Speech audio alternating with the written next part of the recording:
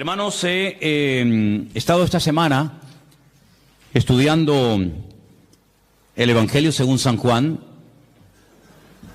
y me he quedado realmente sorprendido de la joya que tenemos en nuestras manos, sinceramente. Seguramente alguien te habrá dicho en alguna ocasión, cuando le has preguntado, ¿y por dónde empiezo a leer la Biblia? Generalmente se suele decir, por el Evangelio según San Juan.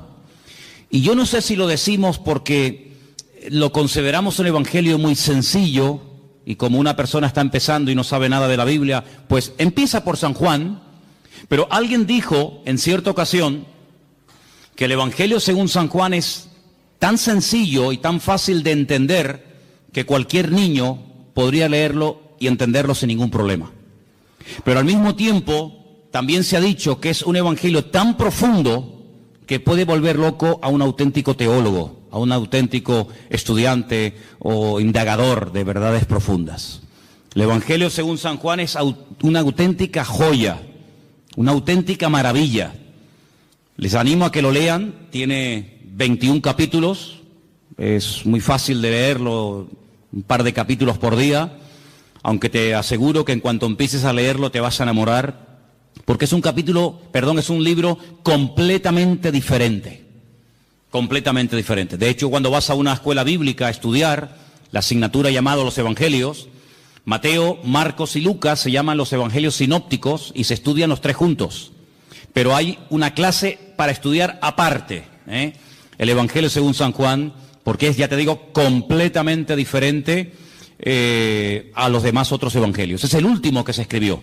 El primer evangelio que se escribió fue Mateo, más o menos en la misma época en la que se escribió el Evangelio según San Lucas. Tiempo más tarde se escribió el tercer evangelio, el que lleva el nombre de Marcos, y 70 años después de la muerte y resurrección del Señor Jesucristo, es decir, ya rozando el año 100 después de Cristo, Juan decide también contar en la historia de Jesús. Pero como dijimos la semana pasada, cuando leíamos y compartíamos el capítulo 1, es un evangelio diferente porque no es un evangelio que va dirigido, por ejemplo, a los judíos. Alguien ha dicho que si un no judío en aquella época le caía en las manos el evangelio según San Mateo, seguramente de entrada se iba a aburrir. Porque uno de los juegos, digo entre comillas, favoritos de los judíos es el tema de las genealogías. Retroceder en el tiempo, en la historia y recordar cómo se llamaba su padre, su abuelo, su bisabuelo, su tatarabuelo, y es algo que lo llevan en la sangre, es algo que lo han mamado de pequeño, ¿no? Y en el Evangelio según San Mateo encontramos en el primer capítulo una enorme genealogía que va pues desde los tiempos de Abraham hasta el mismísimo Señor Jesucristo, pero eso a un gentil, a un griego le aburriría. No le llamaba para nada la atención, pero como fue escrito para los judíos, a los judíos eso les fascina, ¿no? Sin embargo, el Evangelio según San Juan, que fue escrito 70 años, como acabo de decir, después de la muerte y resurrección del Señor Jesucristo, es un evangelio que, como vamos a ver ahora ahí en la pantalla dentro de un rato, Juan tiene que seleccionar muy meticulosamente las palabras, porque a estas alturas ya hay más gentiles convertidos que judíos convertidos al cristianismo, o al Mesías, al Señor, ¿no? Por lo tanto, el vocabulario tiene que ser diferente, porque hay términos que para un judío significan una cosa y para un gentil significan otra o simplemente no significan nada. La palabra Mashiach, Mesías, prácticamente es una palabra inexistente en el Evangelio según San Juan, es una palabra que no aparece mucho, y Juan escoge palabras como por ejemplo vimos el domingo pasado la famosa palabra logos, ¿os acordáis? Juan capítulo 1, porque el logos para el griego era el que había hecho el universo, el que le daba orden, el que ponía todo en su sitio, el que hacía que todo funcionara, y entonces él utiliza esa palabra que era muy conocida en el mundo de la filosofía griega, y la emplea, y entonces él dice el logos, ese que ustedes llaman el logos, el creador, que no tienen ni idea de lo que están hablando, yo voy a hablar de él. Y presenta a ese logos como el creador del universo, presenta al logos como encarnado. Hoy hemos cantado una parte de una canción que hablaba acerca del verbo se hizo carne, Y vemos cómo Juan es una persona que no solamente tiene que seleccionar muy bien las palabras que va a utilizar, porque la audiencia, los lectores a los cuales va a llegar el Evangelio, son personas que no tienen mucho conocimiento de la Biblia, son gente que viene de un trasfondo pagano, de idolatría, un mundo de mitología griega. Entonces él tiene que ser muy cuidadoso en esto, sino que además tienen que tener presente, y cuando sepan esto van a entender por qué Juan utiliza tantas veces ciertas y determinadas palabras. Ya habían empezado a introducirse en las iglesias herejías, las enseñanzas de los famosos gnósticos, personas que decían Dios no pudo crear el mundo, porque el mundo, el cuerpo, la materia es malo. Por lo tanto, un Dios santo, un Dios bueno, un Dios perfecto no puede tener contacto con el hombre bajo ningún concepto, no puede tener contacto con la materia. Entonces ellos creían que había una serie de, así lo llamaban, emanaciones, ¿verdad? Y Jesucristo era una emanación de Dios que prácticamente no tenía nada que ver con Dios, y entonces él sí, como no era divino, como no era santo, como no era Dios, como no era creador, él sí podía tener contacto con el hombre, él sí podía tener contacto con la materia, porque al fin y al cabo él no era Dios. Y eso es lo que algunos gnósticos creían. Otros creían que este mundo, que ellos consideraban que era pecaminoso, malo, el cuerpo era la cárcel del alma, pues ellos decían que este mundo fue creado por los ángeles caídos. Los ángeles caídos fueron arrojados de la presencia del Señor, y como ellos eran tan malos, pero al mismo tiempo eran tan poderosos, pues ellos fueron los que crearon el mundo, los que crearon la materia, etcétera, etcétera. Sí, permítame la expresión, un cacao, un lío terrible que se estaba metiendo dentro de las congregaciones. Para colmo, había otra tendencia, otra herejía que se había metido con mucha fuerza en la iglesia, y era todo lo contrario. Era que Jesucristo era simplemente un hombre que había evolucionado con una serie de poderes que había ido adquiriendo con el paso del tiempo, pero no tenía nada que ver con la divinidad. Otros creían que Jesús era, como ellos llamaban literalmente, un espíritu descarnado. Un espíritu que cuando lo veías parecía un hombre, parecía un ser humano, pero en el fondo no era un ser humano. Realmente él no comía, no se cansaba, no tenía que dormir, no tenía ningún tipo de sufrimientos, porque era una especie de espíritu que cuando se manifestaba parecía un hombre, pero de hombre no tenía absolutamente nada. Fíjense, ante menudos follones y herejías se encontraba el apóstol Juan, y ahora tiene que presentar un evangelio convincente, claro y directo, y representar o presentar a Cristo de una forma correcta, de una forma adecuada, teniendo en cuenta la cantidad de herejías que ya se habían metido en la iglesia para este tiempo. Ahora, en este evangelio me ha llamado mucho la atención, vamos a poner la primera información en la pantalla. Hay cosas que Juan omite completamente, ni las toca. Tenemos, por ejemplo, ahí, ustedes lo pueden ver, el nacimiento del Señor Jesucristo. Juan ni lo menciona. No es que no crea en él, evidentemente, sino que, como vimos la semana pasada, el evangelio empieza diciendo: en el principio era la palabra y la palabra era Dios. Es decir, va antes de Génesis 1.1. Antes de Génesis 1.1, va a la eternidad, para demostrar que no solamente Jesucristo tuvo un nacimiento físico, sino que él era un ser eterno, ¿verdad? Creador, que en un momento determinado decide humanarse, decide tomar forma de hombre y venir a este mundo.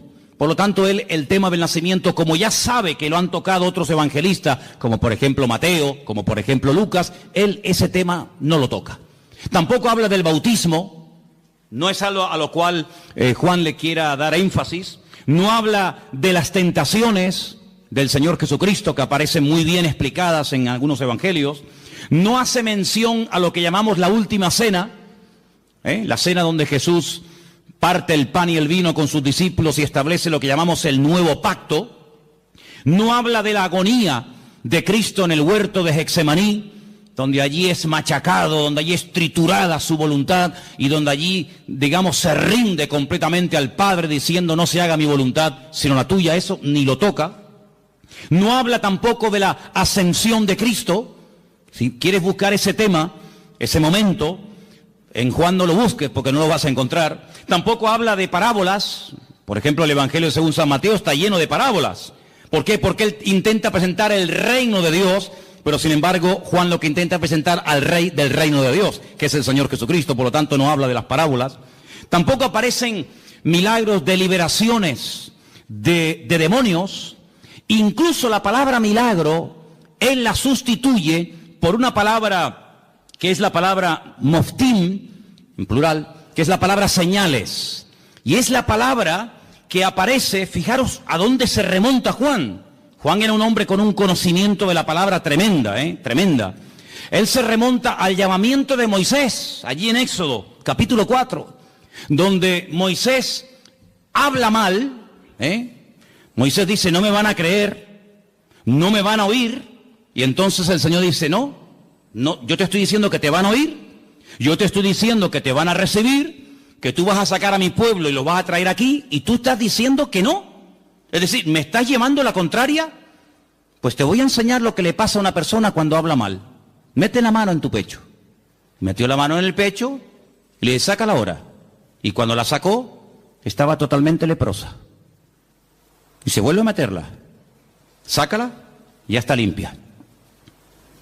Él se quedó, esa lección se le quedó grabada en su mente, y él se dio cuenta que su propia hermana, María, cuando habló mal de él, le pasó exactamente lo mismo que a él le pasó, quedó leprosa durante un tiempo por dudar y por hablar mal de los hijos de Israel.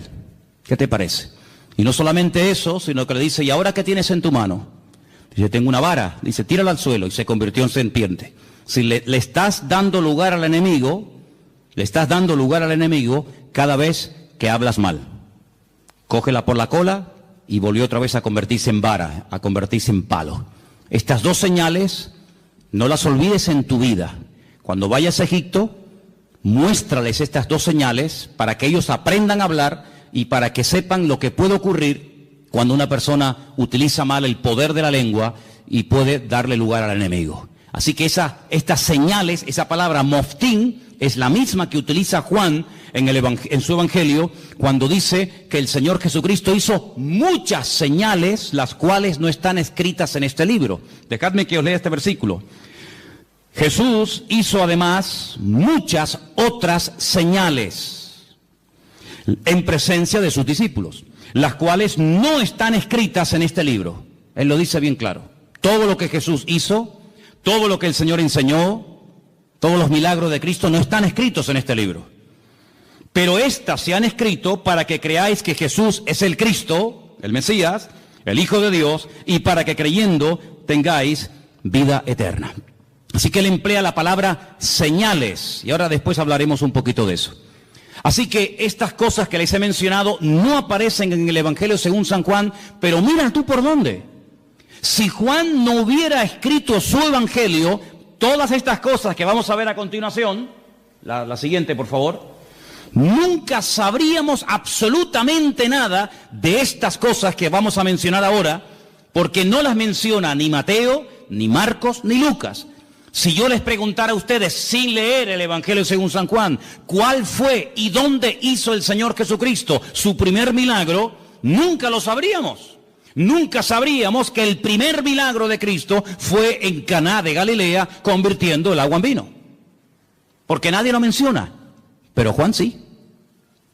Bendito sea el Señor, porque le reveló y le mostró a Juan dicho milagro, ¿sí o no? Menciona además algo muy interesante, la conversión o la conversación que tuvo en capítulo 2 con Nicodemo. Esa conversación no aparece por ninguna parte en los otros evangelios. Es una conversación interesantísima, allí en Juan capítulo 3. A Juan le gusta mucho las conversaciones de Cristo con otras personas. Por ejemplo, en el 2 está el milagro de las bodas de Caná, en el 3 está la conversación con Nicodemo, en el 4 ¿qué está? La conversación con la mujer samaritana. Si no hubiera sido por Juan, nunca hubiéramos sabido que Jesús se detuvo junto al pozo en Samaria y le habló a una mujer samaritana, y allí pues le dijo cosas tremendas, y allí él se reveló como quien verdaderamente él era, solamente en Juan. Si no se hubiera escrito el Evangelio según San Juan, nunca habríamos oído de que sanó a un paralítico en el capítulo 5 en el estanque de Betesda, que hacía 38 años que estaba esperando el movimiento del agua.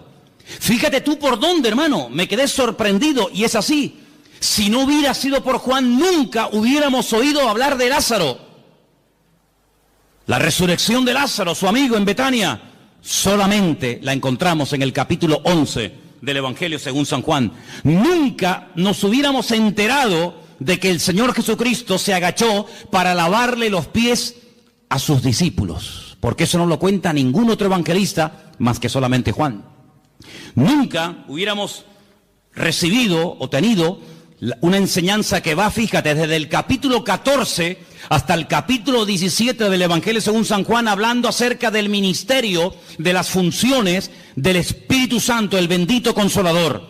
Por ejemplo, él dijo: no os pongáis tristes, no os dejaré huérfanos, os conviene que yo me vaya, porque si yo no me fuese, el Consolador no vendría. Pero cuando Él venga, porque yo le voy a rogar al Padre que os envíe otro Consolador para que esté con vosotros para siempre, Él me glorificará a mí, Él os guiará a toda la verdad, Él os hará saber lo que ha de venir. Él tomará de lo mío y os lo hará saber a cada uno de vosotros. Él además convencerá al mundo de justicia, de pecado y de juicio. ¿Qué te parece? Una enseñanza profunda del Espíritu Santo solamente en San Juan. Nunca habríamos oído el comentario despectivo, la crítica que Judas hizo cuando vio a una mujer que derramaba sobre él un vaso de alabastro con el nardo puro, aquel perfume, dice que se llenó toda la casa, y cuando él dice: qué desperdicio tan grande, haber derramado todo este perfume sobre el cuerpo de Jesús, qué desperdicio tan grande. Esto vale más de 300 denarios, un año entero de trabajo, total derramado sobre Cristo así, en un momento. Eso aparece en San Juan. Así que es un evangelio que nos da muchísima información, pero es un evangelio diferente. ¿Por qué? No solamente porque cuenta cosas que ningún otro evangelista contó, sino que los demás evangelistas, Mateo, Marcos y Lucas, nos hablan y se centran fundamentalmente en el ministerio de Jesús en el norte del país, en lo que conocemos con el nombre de Galilea. Él se quedó a vivir durante mucho tiempo en Galilea, sobre todo en la ciudad de Capernaum, el pueblo de Naún, y los evangelios, los tres primeros, nos cuentan lo que hacía allí. Pero sin embargo Juan cambia de escenario y comienza a hablarnos de cosas que Cristo hacía en el sur del país, en Judea y sobre todo también en la ciudad de Jerusalén. Ahora, es interesante porque en el propósito del libro que hemos leído esta tarde, Juan reconoce que todo lo que el Señor Jesucristo hizo, nunca ningún autor, ni él mismo, podía haberlo escrito. Hay, por ejemplo, un versículo muy interesante en San Juan, os lo leo, capítulo 21, que dice: hay otras muchas cosas que Jesús hizo. Estamos en el 21-25. Las cuales, si se hubieran escrito una por una, pienso que ni aún en el mundo cabrían los libros que se habrían de escribir. Por lo tanto, el Evangelio según San Juan es un pequeño resumen. No es una obra completa, una enciclopedia de la vida de Cristo, sino es simplemente un pequeño resumen donde él, a propósito, toma o escoge 7 señales y las va a presentar y nos va a presentar a Cristo de una forma muy completa. Pero una cosa que llama mucho en el Evangelio según San Juan es lo observador y la tremenda memoria que Juan tenía. Hay cosas que se pierden con el tiempo, no nos acordamos de lugares, de nombres, cosas que ocurrieron.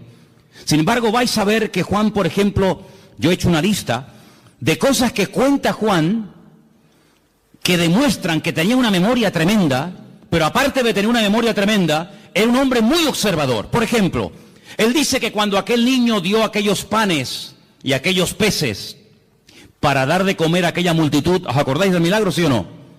Él dice en su evangelio, y por cierto es el único que lo dice, que aquellos panes eran panes de cebada. Qué curioso, ¿no? Son panes de cebada. No son panes de trigo, no son panes de maíz, no son arepas, ¿no? Sino son panes de cebada. Qué curioso, ¿no? Después dice, por ejemplo, que cuando el Señor en una de las ocasiones calma la tempestad en el mar de Galilea, habían remado 5 kilómetros. Otros evangelistas dicen, después de haber remado un rato, Juan dice, no, un rato no, remamos 5 kilómetros. Qué curioso, ¿no? Después se da cuenta de que en el primer milagro en las bodas de Caná de Galilea, no solamente dice que Jesús dijo llenar las tinajas hasta arriba, sino dice que había 6 tinajas. No dice, bueno, había tinajas, sino las cuenta, porque si no las cuenta, ¿cómo lo sabe? 1, 2, 3, 4, 5, 6 tinajas había llenas de agua que después se convirtieron en vino. Es el único que menciona, fíjate qué detalle tan curioso, esto es una persona muy observadora, pero no solamente observadora, sino que además si no estás allí, tú no te enteras. Porque les quiero decir que el único que se la jugó y que fue valiente y que estuvo al pie de la cruz hasta que murió fue Juan. Y por eso él dice que hay un momento, mientras él está agonizando en la cruz, hay un momento en el que los soldados comienzan a decir, oye, la túnica que lleva puesta este hombre es buenísima. Es una pena romperla en pedazos y un trozo para ti y otro trozo para ti. ¿Por qué no nos rifamos y echamos suertes? Y dice la Biblia que echaron suertes y a uno le tocó y se la llevó. Eso solamente lo cuenta Juan, que se rifaron la ropa del Señor. Después dice que cuando se llevan a ungir a Cristo al sepulcro, algunos dicen que lo envolvieron en una sábana y ya está. Juan dice, no, lo envolvieron en una sábana y le pusieron mirra, le pusieron aloe y había 100 libras entre mirra y aloe para envolver, para ungir el cuerpo del Señor. Es el único que dice que Nicodemo se llevó el cuerpo de Cristo para ungirlo. Es el único que dice que aquella mujer que derramó el vaso de alabastro, el vaso de nardo puro sobre el cuerpo de Jesús, dice que no solamente lo derramó, sino que toda la casa olió al perfume que olía el Señor Jesucristo. Otro detalle muy interesante. Después, por ejemplo, una de las cosas muy interesantes es que él dice que el templo de Jerusalén se tardó 46 años en ser restaurado y decorado por el rey Herodes, el único que lo dice. Es el único que menciona el detalle, muy interesante por cierto, que en Juan capítulo 4 dice que los samaritanos y los judíos como que no se llevaban entre ellos. Había un pique ahí, ni los samaritanos podían ver a los judíos, ni los judíos a los samaritanos. Son detalles muy significativos de un hombre que se fija mucho. Luego, algo que me ha llamado mucho la atención del Evangelio según San Juan, es que es un hombre que menciona lugares de Jerusalén porque se ve que conoce y se sabe muy bien mover en la ciudad de Jerusalén. Por ejemplo, menciona la puerta de las ovejas, capítulo 5, verso 2. Menciona el estanque de Betesda, capítulo 5. Menciona el otro estanque que hay en la otra punta de la ciudad, el estanque de Siloé, capítulo 9. Menciona una puerta que se llama el pórtico de Salomón, donde años más tarde o tiempo más tarde iría con Pedro, y allí orarían, ¿se acuerdan? Por el paralítico que estaba allí en la puerta del templo. Es el único que menciona el torrente de Cedrón, ese barranco que divide la ciudad del Monte de los Olivos. Él dice que el Calvario, aquel monte, tenía forma de calavera, lo registra también en su libro. Es un hombre, ya digo, tremendamente observador, una persona que conoce la ciudad de Jerusalén y se mueve por ella, diríamos, como pez en el agua. Ahora, en cuanto al tema de las herejías, Juan quería dar una imagen, una visión completa del Señor Jesucristo. Porque en aquellos tiempos estaban, como dije al principio, los que creían que Él no era un hombre, sino una especie de espíritu que se aparecía en forma humana, y estaban aquellos que decían que era tan divino, que no era un hombre. Claro, ¿cómo casar, cómo unir estas dos herejías? Hermanos, a lo largo de la historia, la iglesia, el pueblo de Dios, ha tenido que enfrentarse con un montón de problemas, de todo tipo. Pero algo que el enemigo ha utilizado y seguirá utilizando hasta el final de los tiempos contra nosotros, contra el pueblo de Dios, es tratar de meter sutilmente en las congregaciones lo que llamamos o conocemos con el nombre de herejías. ¿Qué es una herejía? Bueno, vamos a definirlo de la siguiente manera. El diablo sabe perfectamente que cuando uno conoce la verdad, cuando uno tiene un encuentro con él, cuando uno conoce la verdad, pues sabe diferenciar perfectamente lo incorrecto. Ya el ejemplo que hemos puesto en otras ocasiones, aquel hombre que trabajaba en un banco manejando todo el día divisas, manejando todo tipo de monedas. Antes había más que ahora, hoy en día con el tema del euro muchas monedas no existen. pero antes cuando viajabas por Europa, cada país tenía su moneda y tenías que cambiar franco, tenías que mandar libras, tenías que cambiar pesetas. Bueno, ya eso prácticamente ha desaparecido. Pero le preguntaron un día a un hombre que manejaba constantemente divisas. Me imagino que habrás tenido que estudiar muchísimo, ¿no? Hacer muchos cursos para diferenciar los billetes falsos de los verdaderos. Y él dijo, jamás en mi vida yo he hecho un curso para estudiar billetes falsos. Y entonces, ¿cómo sabes diferenciar uno falso de uno verdadero? Dice, porque yo he estudiado muchísimo al billete verdadero. Yo lo conozco también, su tacto, hasta cómo huele, las características del billete verdadero, lo que se tiene que ver, lo que no se tiene que ver, dónde tengo que tocar, dónde no tengo que tocar. Lo conozco tan bien que en cuanto me presentan un billete falso, digo, este es falso, este no es verdadero. Porque conozco al verdadero. Ahora, si me pongo a estudiar todo lo falso, al final sé que son falsos, pero no conozco al verdadero.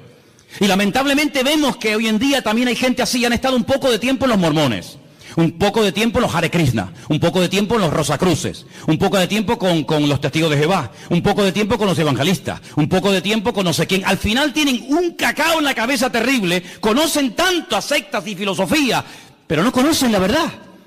Y Jesucristo no es uno más.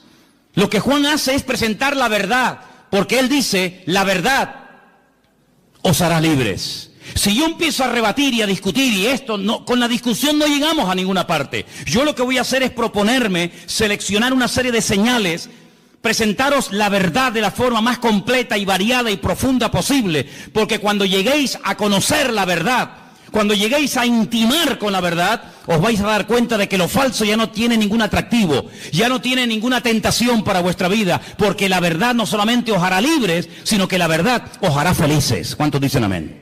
Entonces él presenta a Cristo como la verdad y os vais a dar cuenta que la palabra verdad, verdadero, aparece así de veces en el Evangelio según San Juan. No hay una palabra que se repita más en este Evangelio como la palabra verdad o verdadero.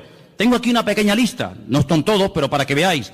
Dice, yo soy el pan verdadero, el pan que descendió del cielo. No dice yo soy el pan. Bueno, podría decirlo, pero añade la palabra, yo soy el pan verdadero. Y entonces dice, el pan que comieron nuestros padres en el desierto, pues todos los que lo comieron murieron. Pero el que coma de mí nunca morirá. Después dice, yo soy la vid. Pero no dice solamente yo soy la vid, sino dice, yo soy la vid verdadera. Juan capítulo 15, verso 1. Juan 8, 16 dice, yo soy el juez, pero el juez verdadero. El juez que imparte verdaderamente justicia. Y os vais a dar cuenta de que aparece la palabra verdad por todo el Evangelio. Encontramos, por ejemplo, en Juan 14:6, un versículo que todos conocéis de memoria, ¿sí o no? Sí. A ver, ¿qué dice Juan 14:6? No, ese es 3:16, ese es el 3:16, el 14:6. 14:6. Yo soy el camino, yo soy la verdad y yo soy la vida. Otra vez la palabra verdad, continuamente la verdad, la verdad, la verdad, la verdad. Qué curioso que un día Pilato se le quedó mirando y le dijo, ¿y qué es la verdad? ¿Qué es la verdad? La verdad no es la iglesia evangélica. ¿Sabías eso, no? La verdad no es una secta, una religión. La verdad se llama Jesucristo. La verdad se llama Jesucristo. Y teniendo al Señor, podemos discernir entre la verdad y la mentira. Hay algunas congregaciones donde tal vez enseñan cosas que no son 100% verdad. Por eso el Señor quiere que escudriñemos la verdad, que leamos la Biblia, para que sepamos discernir y sepamos separar lo falso de lo verdadero. El apóstol Pablo le decía a Timoteo, quiero que sepas esto y lo tengas bien presente en tu vida, que dice el Espíritu de Dios que en los últimos tiempos, y lo dice claramente el Espíritu Santo, se meterán dentro de las congregaciones herejías, falsas doctrinas, doctrinas de demonios, que parecerán muy bonitas y muy atractivas. Pero para eso tenemos la palabra, para comprobar en todo momento si lo que en mi iglesia se está predicando es la verdad. Y el día que aquí no se predique la verdad, levántese y váyase. No se quede por amor a mí, no se quede por amor a los niños, no se quede por cariño a la hermana o al hermano tal. No, aquí no estamos para vernos las caras, aquí estamos para crecer y conocer y profundizar en la verdad, porque la verdad es la que nos hace libres. Y si se predica la mentira, pues lo lamento mucho, y aquí no quiero estar ni un minuto de mi tiempo, porque la mentira esclaviza. La mentira es un veneno que le abrimos la puerta y va contaminando nuestra vida. Por lo tanto, compruebe siempre, traiga la Biblia a la iglesia, tome apuntes, escuche los mensajes, y si comprueba que algo no ha sido correcto, que le están enseñando mentira, que le están manipulando la escritura, no haga caso. No haga caso, sea selectivo en esto. Jesucristo vino para darnos la verdad, para abrir nuestros ojos, y la verdad se puede comprobar, no solamente experimentar, se puede comprobar, y la misma Biblia que yo uso para predicar aquí en el púlpito, la tiene usted. Léala, escudriñela, memorízala, y si ve que no coincide con la verdad, aquí tu tiempo se ha terminado, amigo. Estamos en este lugar para crecer en la verdad. ¿Cuántos dicen amén? Ahora, fíjense qué interesante, en el Evangelio según San Juan hay 7 expresiones muy interesantes que las vamos a ver ahora, pero algo que también hace Juan, no solamente nos presenta a Cristo como el eterno, el creador, el todopoderoso, sino que además nos da ejemplos para que nos demos cuenta que a lo mejor puede haber un creyente, escúchenme bien por favor, puede haber un creyente que no lo entienda todo. Pero tenemos que tener paciencia con el que no lo puede entender o aceptar todo. Si yo pusiera, vamos a poner un ejemplo, ¿no? Si tuviéramos este salón ahora mismo dividido en dos, tuviéramos este salón dividido en dos, tenemos en el centro, más o menos, ¿no? Tenemos en el centro una especie de cristal, de prisma, y proyectamos un rayo de luz desde ese lado en dirección al prisma. Todos los que están a mano izquierda verían solamente un rayo de luz, pero todos los que están a mano derecha verían 7, en 7 colores diferentes. Si yo les pregunto a los de la mano izquierda, ¿ustedes qué están viendo? Y me dicen, un rayo de luz. ¿De qué color? Blanca. ¿Seguro que veis uno solo? Contarlo bien, sí, uno solo. Vosotros, hermanos, ¿qué estáis viendo?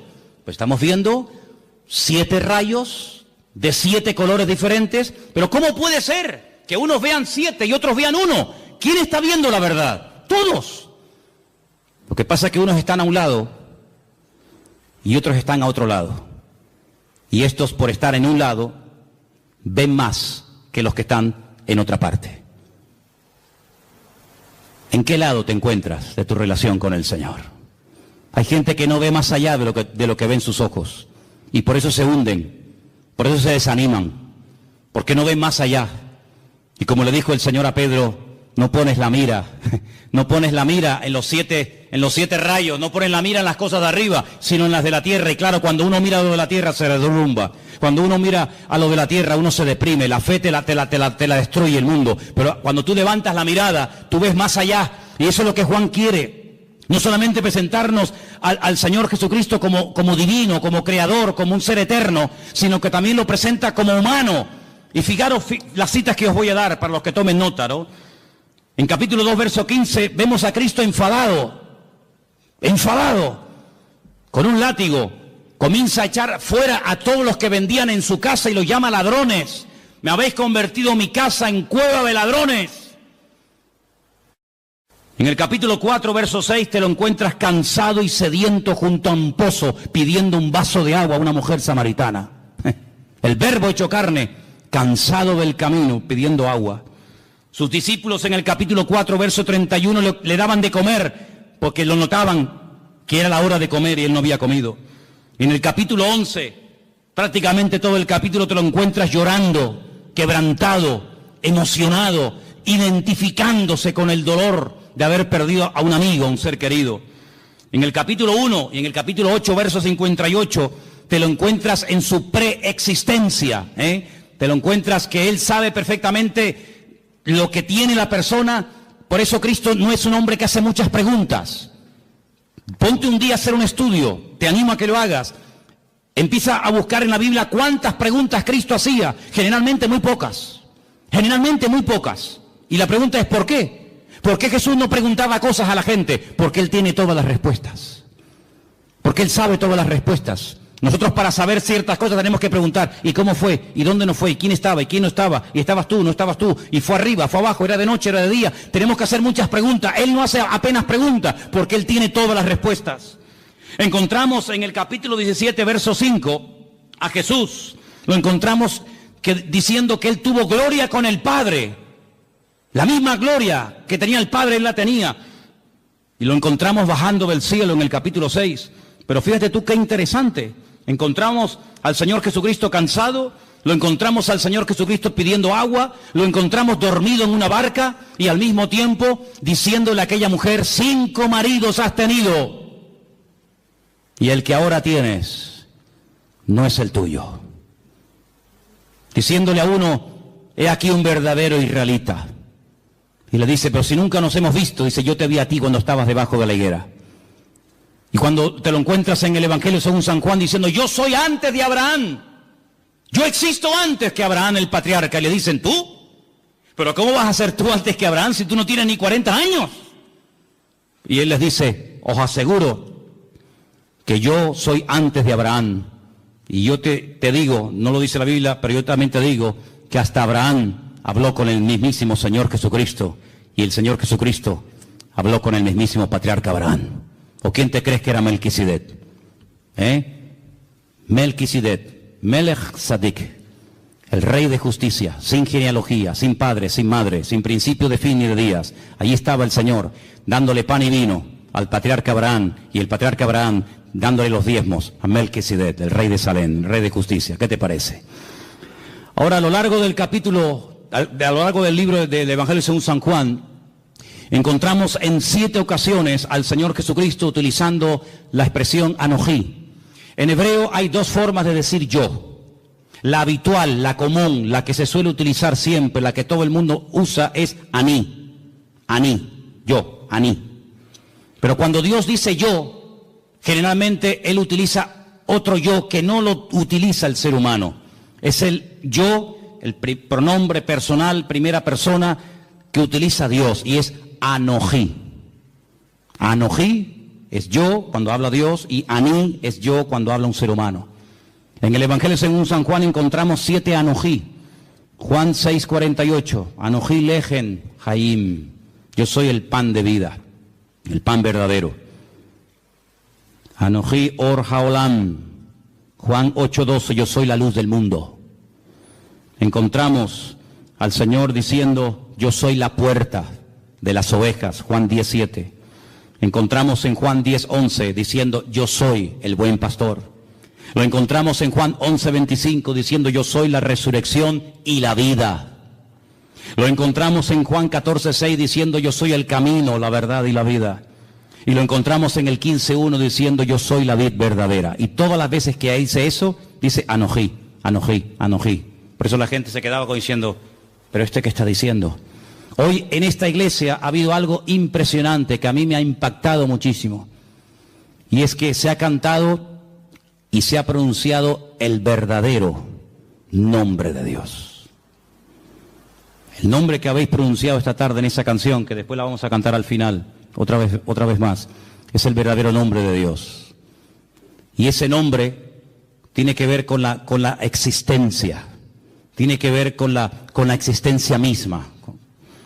Nadie le ha dado existencia a Él le da existencia a todas las cosas.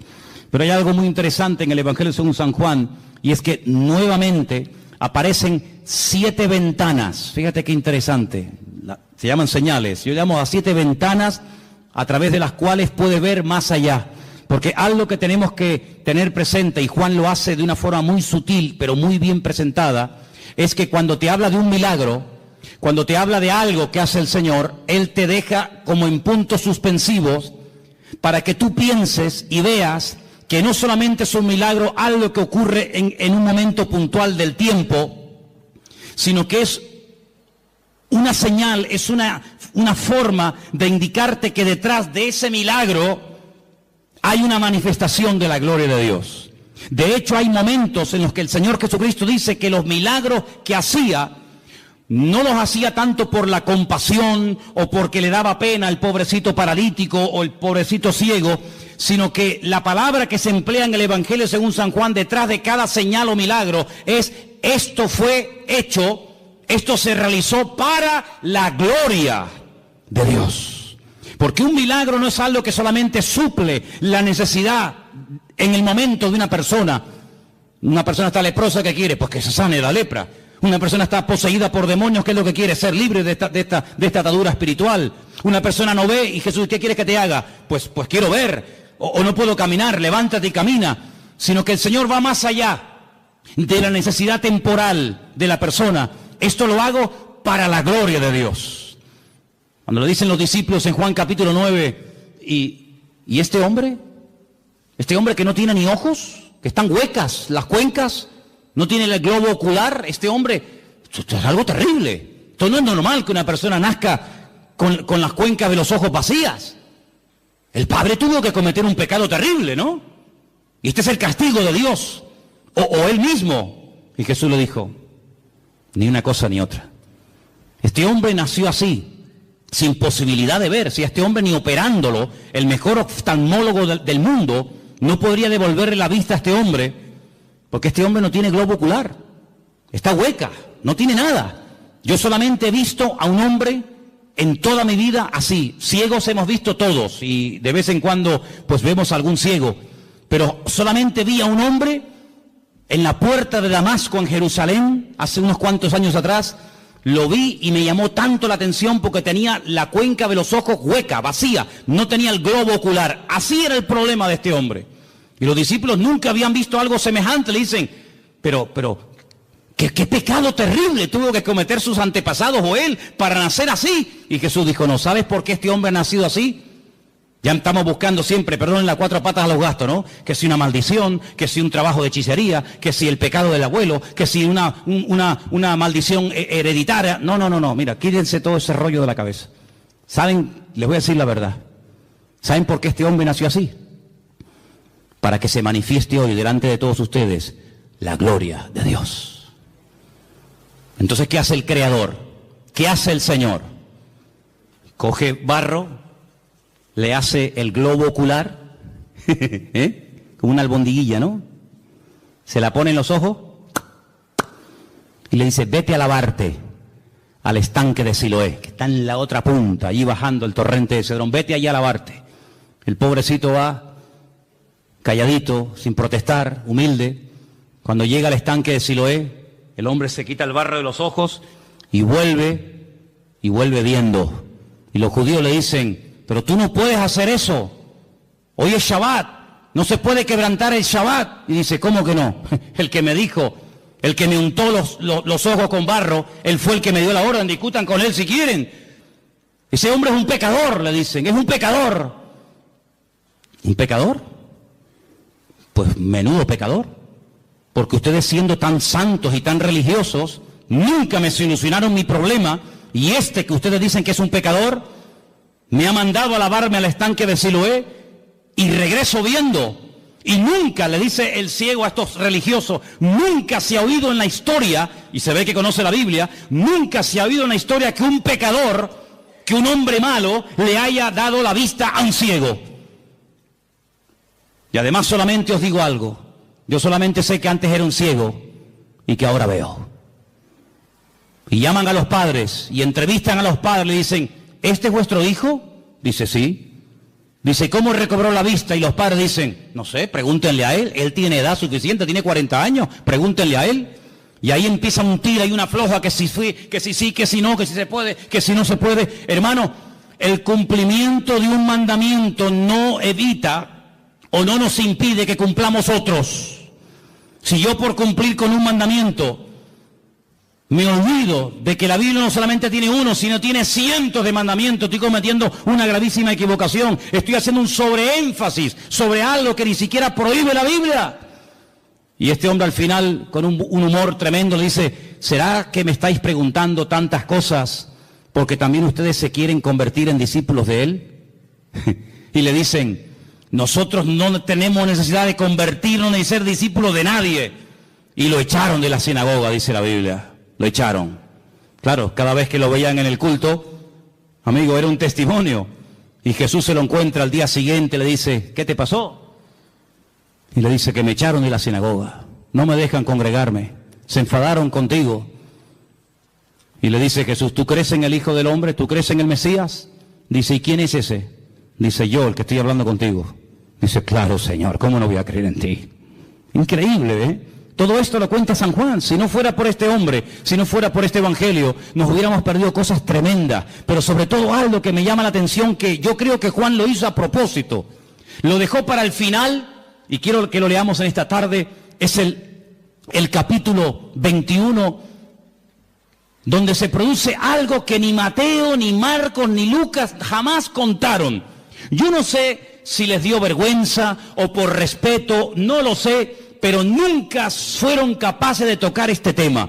Pero otra vez encontramos una característica típica del Evangelio según San Juan, y son las conversaciones que tiene con distintas personas. Lo vimos hablando con la samaritana, lo vimos hablando con Nicodemo, y ahora vamos a ver a Jesús en el capítulo 21, casi al final del libro, hablando con un discípulo. Capítulo 21, Jesús se aparece a sus discípulos. Qué interesante. Después de esto, Jesús se manifestó otra vez a sus discípulos junto al mar de Tiberias, y se manifestó de esta manera. Qué interesante, ¿no? Estaban juntos, cuenten, Simón Pedro, Tomás el Didimo. ¿Qué significa el Didimo? ¿O el Dídimo? ¿Qué significa? Significa el gemelo. Tomás era hermano gemelo de otro.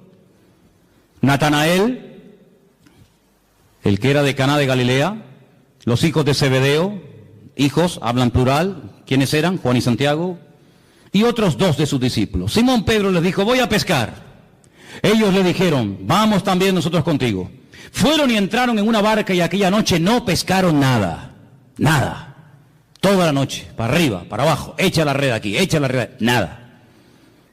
Cuando ya iba amaneciendo, fíjate tú, amaneciendo ya, se presentó Jesús en la playa, mas los discípulos no sabían que era Jesús. Estaban cansados, estaban reventados, toda la noche pescando. Además, cuando tú estás pescando, los que habéis ido alguna vez a pescar, cuando uno está pescando, las horas se te pasan volando, disfrutas que no veas. Pero cuando estás hecha y no pican, es aburridísimo, estás hasta de mal humor.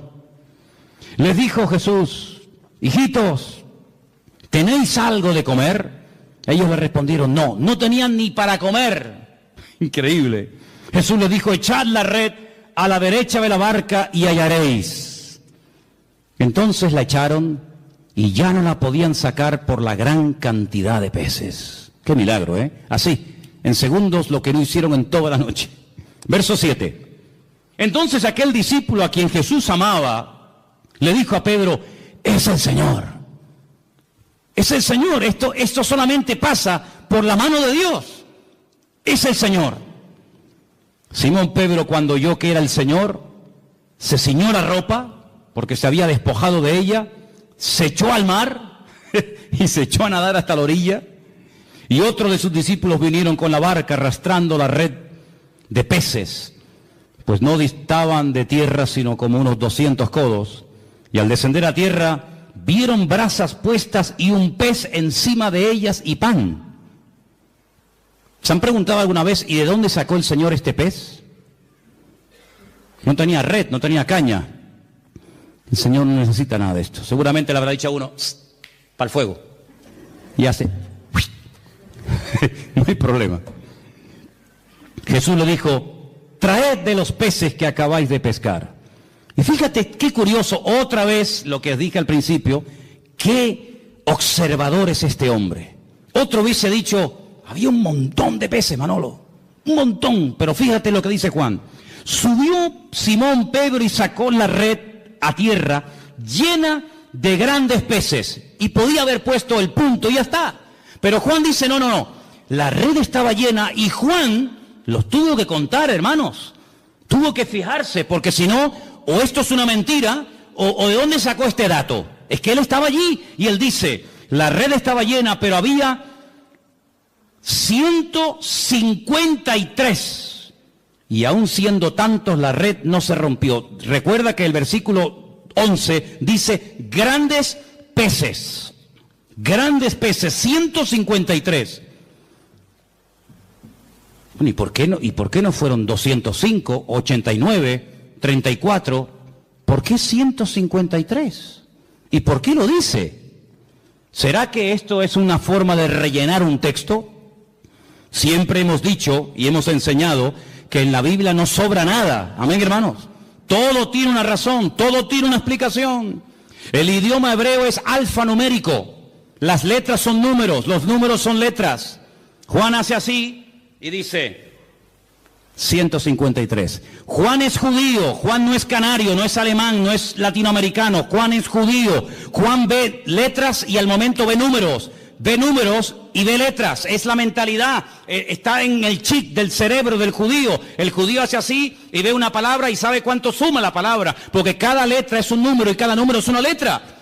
Y él en San Juan, en el libro del Apocalipsis, no me voy del tema, pero solamente un ejemplo. En el libro del Apocalipsis, él dice, cuidado hermanos, aquí hay sabiduría. El que lee, entienda. Os voy a dar un dato en clave. Pero ustedes que saben lo que estoy diciendo me van a entender. Cuando venga el anticristo, cuando venga ese hombre perverso, su nombre o el número de su nombre es 666, 666. Claro, hay muchos nombres que coinciden. Por ejemplo, otro día cuando les comentaba el tema, cuando decide Shehen ben Hamor, Siquén hijo de Amor, suma 666, curiosamente. Pero Juan es un hombre, como buen judío, que conoce el tema de las letras y de los números. Y él te está dando el valor numérico del nombre de ese político de los últimos tiempos. Pero ahora, volviendo a Juan 21, te dice 153. Y al momento él sabe lo que significa 153. Claro, el que no sabe esto, vos dices, bueno, pues 153. No, espérate. Anoji Elohim. Si pusiéramos aquí en una pizarra la palabra Anoji Elohim, yo soy Dios, suma 153. Es decir, esta es la firma, amigo. Cuando ves un cuadro, dices, qué hermoso. A ver, Picasso. ¿Quién hizo este cuadro? Goya. ¿Quién produjo este milagro? Así, en segundos, lo que no pudimos hacer en toda la noche. 153. ¿Quién hizo esto? Anoji Elohim. Yo soy Dios, yo soy el Todopoderoso. ¿Cuántos dicen amén? Entonces le pone el cuerpo, mi madre, ay Señor. Les dijo, venid, coman. Ya saben quién ha hecho esto. Aní Elohim, Elohim. Le dice a sus discípulos, o sus discípulos no se atrevían a preguntarle, ¿y tú quién eres? ¿Tú quién eres? ¿Se acuerdan que una vez en la barca, cuando calmó el viento y la tempestad, se empezaron a preguntar unos a otros y dice, ¿quién es este? ¿Quién es? Porque habla muy bien, ora de maravilla, sana enfermos, pero ya calmar un mar en tempestad, eso es algo que nos vuelve locos. ¿Quién es este? Y ahora dicen, ¿quién es? Pero no se atrevían, porque sabían que era el Señor. Vino pues Jesús, tomó el pan, lo dio a sí mismo el pescado. Esta era la tercera vez que Jesús se manifestaba a sus discípulos, después de haber resucitado de los muertos. Ahora ya están a gusto, ya están las barrigas llenas, ya han comido. Y ahora Jesús le dice a Pedro, Pedro, ven un momento, ven. ¿Cuántos había? Por eso le dije, cuenten cuántos discípulos hay. Había un montón, había un montón. Pero ahora solamente le dice a Pedro, a Simón, Pedro, Simón, ven. Simón es Shishon, viene del verbo lishtot, que significa escuchar. Shema, Simón, ven, escúchame un momento. Escuchar es obedecer, escuchar es interiorizar. Shishon, ven para acá. Simón, hijo de quién? De Jonás. Es una contradicción. Tienes un nombre, Pedro, tienes un nombre que es una guerra, llevas una guerra. Shishon, el que escucha a Dios. Y Jonás, el profeta rebelde. ¿Cómo puede ser que por un lado oiga y por otro lado seas un rebelde? Ven para acá, Pedro, esto no puede ser así. Hay un divorcio, ahí hay una falta de equilibrio en tu vida. Y le dice, Simón, hijo de Jonás, ¿tú me amas más que estos? Y le dice, sí, Señor, sí. ¿Tú sabes que te amo? Y le dice, apacienta mis corderos. Ahora, el Evangelio según San Juan nos llegó a nosotros escrito en griego. En el griego hay 3 palabras para definir la palabra amor: ágape, eros y fileo. En el texto griego se aprecia lo que en español, no sé en alemán, pero en español no se aprecia. En español es me amas y me amas. Y la respuesta es tú sabes que te amo, tú sabes que te amo, tú sabes que te amo. No notas ahí un juego de palabras, pero aquí hay mucho más que eso. Jesús le dice: Simón Pedro, ¿tú me agapeas? Y Simón Pedro le responde: sí, Señor, yo te fileo. No, yo no te estoy preguntando eso. Yo te estoy preguntando si tú me agapeas, si tú me amas a mí como yo te amo a ti. Con ese amor perfecto, ese amor de Dios. Y Pedro le dice: sí, Señor, tú sabes que yo te fileo, tú sabes que yo te amo como un amigo. Pero es que yo no te estoy preguntando si tú quieres ser mi amigo. Yo no te estoy preguntando si yo te caigo bien. Yo te estoy preguntando si tú darías la vida por mí, porque tú sabes que el amor que yo tengo por ti es que de tal manera amé al mundo que di mi vida por el mundo. Entonces yo te estoy preguntando si tú me amas a mí como yo te he demostrado amarte a ti. Y Pedro dice: Señor, tú sabes que yo ahí no llego, tú sabes que yo te fileo, pero yo no te agapeo. Y entonces al final, cuando el Señor ya se lo pregunta 3 veces, y Pedro capta la idea, y Pedro se da cuenta por dónde van los tiros, le dice en versículo 17, Pedro se entristeció. ¿Por qué? Porque Pedro reconoció que no podía llegar al nivel que el Señor le está pidiendo. Entonces, ¿qué le confiesa? Tú lo sabes todo. Tú sabes que yo soy un petardo como persona. Yo he fallado, he metido la pata. Menosprecié a todos estos, dije que no te iban a traicionar, que no te iban a vender, que te iban todos a abandonar, pero yo no. Y al final resulta que que no abre la boca, pero que estuvo allí al pie de la cruz, es el que estuvo, y resulta que yo te estaba negando delante de los romanos. Tú lo sabes todo, tú sabes que yo no doy la talla. Tú sabes que te negué, tú sabes que no estuve contigo como tenía que estar.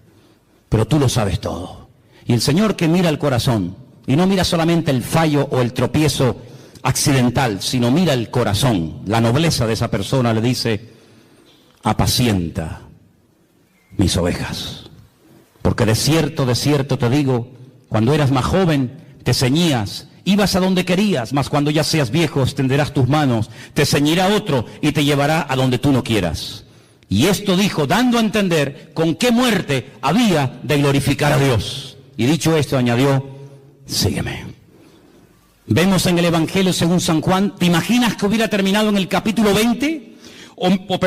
¿Te imaginas que hubiera terminado en el capítulo 21, verso 14?